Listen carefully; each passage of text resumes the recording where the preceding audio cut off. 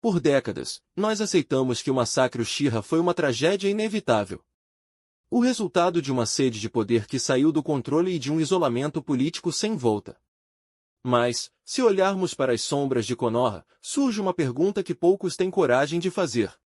Existia outro clã, tão antigo quanto os Uchiha, tão poderoso quanto eles, e talvez, ainda mais isolado. Os Hyuga.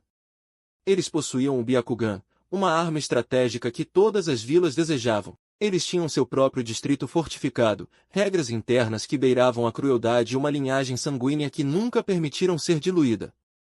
Então, por que Konoha nunca os viu como uma ameaça?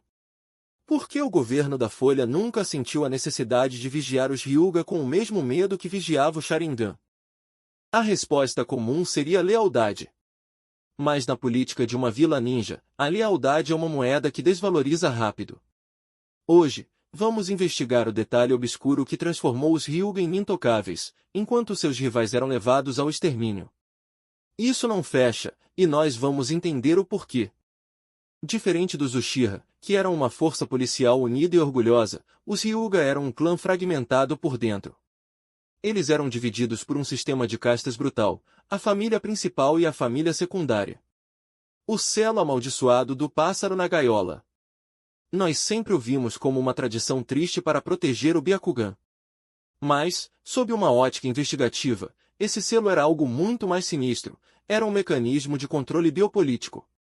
O databook oficial confirma que o selo destrói os olhos no momento da morte. Mas estrategicamente, ele permitia que a família principal tivesse o poder de desativar 90% do clã com um único gesto de mão. Para os líderes de Konoha, os Hyuga não eram um perigo. Por quê? Porque eles já possuíam sua própria prisão interna. É muito mais fácil para um Hokage gerenciar um clã que já vive sob ditadura própria do que um clã como os Uchiha, onde cada indivíduo era livre para despertar um poder imprevisível. Até aqui parece coerente, os Hyuga se autogerenciavam. Mas tem um detalhe que todos ignoram sobre o sacrifício deles.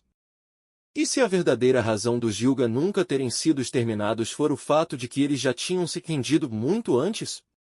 Lembre-se do incidente com a Vila da Nuvem.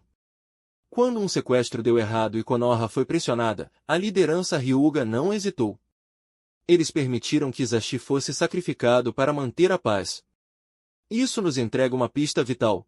Os Hyuga aceitavam ser uma ferramenta do Estado, custasse o que custasse. Enquanto os Uchiha exigiam representação política, assentos no conselho e reconhecimento, os Hyuga aceitaram ser o escudo silencioso. Eles entenderam que, para sobreviver em Konoha, você não deve tentar liderar a vila, você deve se tornar indispensável para ela, mesmo que isso signifique perder a própria humanidade. Konoha nunca precisou de um massacre contra os Hyuga, porque o Byakugan já estava sob controle. A família principal era, na prática, uma extensão do governo do Hokage.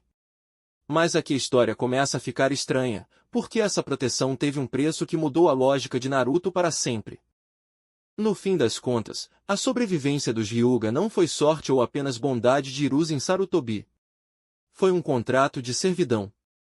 Eles sacrificaram a liberdade de seus irmãos e o bem-estar de seus filhos para garantir que o nome do clã continuasse no topo. O extermínio Uchiha aconteceu porque eles tentaram quebrar as correntes e buscar o topo. Já os Hyuga sobreviveram porque aprenderam a amar o seu selo e a sua posição de submissão. Isso muda toda a nossa visão sobre o clã mais forte de Konoha. Talvez eles não fossem os mais fortes por causa do Byakugan, mas sim os mais resilientes por aceitarem a dor de serem servos da vila. A verdadeira razão de nunca terem sido exterminados é que eles nunca foram, de fato, livres para representar uma ameaça. Talvez nunca tenha sido o que pensávamos sobre honra.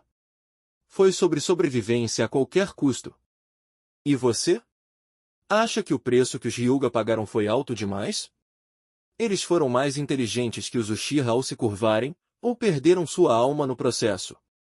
Comenta aqui embaixo, essa discussão é necessária para entendermos o que Konoha realmente é. Eu sou o Otaku Norte, e a investigação continua no próximo vídeo.